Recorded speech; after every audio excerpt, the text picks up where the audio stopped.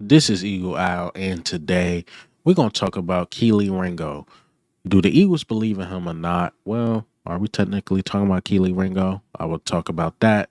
Also, Teddye Buchanan, linebacker out of Cal, came in for a visit. And lastly, Jalen Hurts had no weakness. But let's get straight into it. All right, so before we get straight into it, let's talk about a rivalry quarterback per se and Dak Prescott. So there's rumors floating around that he might be traded to the Browns. But let me play this clip. Get ready for this one. I got a pretty darn good source within the Browns organization. Couple. I heard since our last show that part of the reason Myles Garrett was so willing to sign this extension for contract, money. The Browns are negotiating as we speak with the Dallas Cowboys for a trade for Dak Prescott. And Garrett got all giddy about it. Why, I don't know. We're not going anywhere with Prescott, even if they pull it off. Newsom's part of it, and draft picks. Now, Prescott has a hamstring injury as we speak, and he may not be ready for the start of training camp. But this comes from a couple of different sources. And take it for what it's worth. If it does come about, remember where you heard it first. Do I believe this? Not really, because I know Dak got the no trade clause. But Dallas Cowboys and the Browns doing business together makes sense. Cowboys make bad decisions. Browns make bad decisions. I won't be surprised if they talking about it and see if that waivers no trade clause or whatever. But I don't think Dak is leaving Dallas. I think they satisfied with the regular wins he get. I mean, Jerry's still getting his money. I don't think a Super Bowl is priority for them, to be honest. So again, I would not be surprised if they doing business, but also do that with his trade clause to go to Cleveland. I highly doubt that. But let's get into some of these topics. Let's talk about a draftee first. Linebacker Teddye Buchanan. I like him out of SoCal or Cali. 6'2", 6'3", is about 233. You want him to bulk up a little bit. Your linebackers, you want him at like 240, 250. So he's a tad bit undersized. He got a knack for getting turnovers, in my opinion. We're talking about a guy that had 114 tackles, 12 tackles for loss, 6 sacks. Also had 5 forced fumbles, 8 picks in college. So again, man, we talking about a guy that just, you know, potential prospect we could get later in the rounds. This is not a first round, second round guy. This is a guy you get in the fifth. If you trade back, you could get him in the sixth. You can really develop him to be something. He get overzealous a little bit, but that's really the negative on him. And again, just a tad bit undersized, but you see a lot of potential in him. And then plus, we need a linebacker as a backup at least. Again, that's a guy that could be developing in the background. And you hoping he becomes something. And also, he's really good at special teams. So you gotta get a special teams guy, especially if we moving Trotter up, and he can be developing to become some type of linebacker in this league. Especially like you think ahead, like Zach Bond contract is going to be up within 2 to 3 years. Maybe in 2 to 3 years he'll be ready. 2 to 3 years, Trotter is something in this league, and then you can just pull him in. Then Trotter could be the leader, and whatever happens in Zach Bond's career. So it's one of those things where he's in the background, developing, getting better, developing on special teams, and also if you need him for an injury happen, like can he fill in for Jeremiah Trotter Jr.? Can he fill in for Zach Bond and then Trotter Jr. be that leader? Again, this is more of developmental move if you get a guy like him. But I will tell you what's not a developmental move if you draft a cornerback in this first or second round.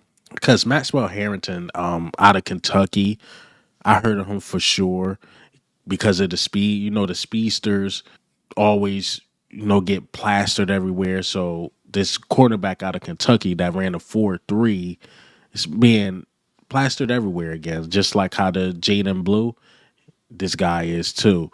4.3, he's like 6'2", 6'3", like 183, 185 in that range in weight. So he's a bit undersized. That's really the only knock on him. I mean, he got a knack for the ball. Obviously, he got the speed, so he could keep up with any receiver in this league. I know a lot of reports I was reading on Maxwell Harrington is that missing tackles or can he tackle or whatever. But I also seen something like he only missed like 8% of his tackles. So it's like, yeah, he could tackle for sure, but is that your biggest need at corner, like a tackling machine? No, not really. But if you're missing 8% of your tackles, you could tackle in some way. Like I don't want him 1-on-1 with Derrick Henry or something like that. But again, man, we talking about a guy that could go late first, early second, and if we draft him, I am saying like, what do we do with Kelee Ringo? Because this is a day one starter. He's coming in to start.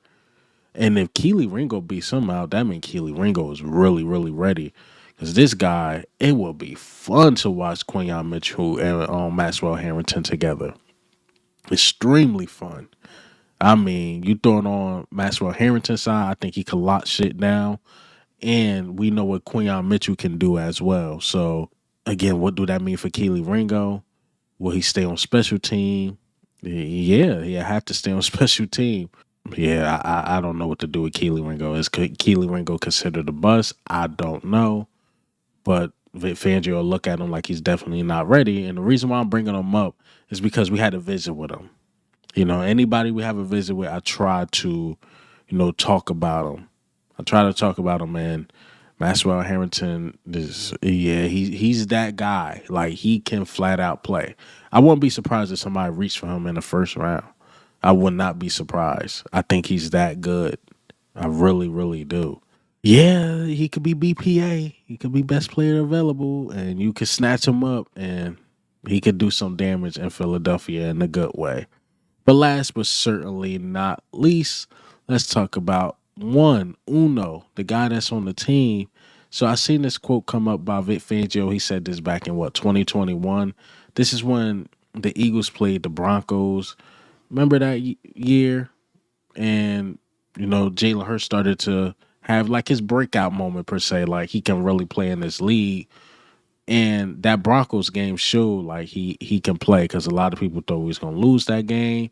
Remember the 2021-2022 season was the season where the Eagles were not supposed to be good. They was projected to win 4 games. And Vic Fangio just flat out said, well, he spoke to Howie Roseman when Jalen Hurts was drafted, like, yo, he has no weakness. And you starting to see these top tier, defensive coordinators say this type of stuff.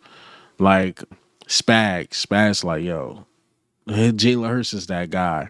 The big media can get caught up in numbers a lot. But what I would say about Jalen, and if I had to pick out a weakness, is that certain games he don't wake up for. Like one of his worst games last year was against the Panthers. And I thought he just wasn't seeing the field that game. I'm like, AJ, I'm seeing it. I'm like, AJ's wide open, or this guy's wide open. Why is he making this game so difficult? But then when you see him play against the Chiefs in the Super Bowl, or you see him play against Washington in the NFC Championship game, you see what he can do. You see the damage he can cause on the team. But you'll watch a Carolina game like, yeah, he's going to win the game. But it's like, you could have had a better game. Like even the Browns. Like the Browns, I won't say it was a toss-up, but it was a competitive game. And Jalen Hurts could have just went completely off. It's just certain games he wake up for. He get amped up for a Cowboys game. He's getting amped up for a Commanders game. But again, Carolina, the Browns, even back in 2021, Broncos like that. Broncos, I think they blew out the Cowboys that year. Let's see if they could do that to me. And he went to Mile High and did his job. I never have any questions when we in the big game with Jalen Hurts because I know he's going to bring it all. He's going to bring his best performance in the big games. And Fangio probably got a point. But that's all I got for you guys today. And hey, man, what do you think? How do you feel about the news today? Getting a linebacker, that Prescott possibly going to the Browns, Jalen Hurts having no weakness, and the cornerback room, man. Are we getting a new cornerback? That's the beauty of having a stacked team. Because if you get anybody, as long as it's somebody that can play, you cool with the death. Like you get a corner, okay. You get a linebacker, okay. You get offensive tackle, offensive guard, okay. We understand it. But right now, the face everything is really good. You're just looking for depth in the Super Bowl. Whereas though a couple years ago we really needed a cornerback, and luckily, Quinion and Cooper DeJean, they was those guys for sure. But this is Eagle Al, man. I'm out.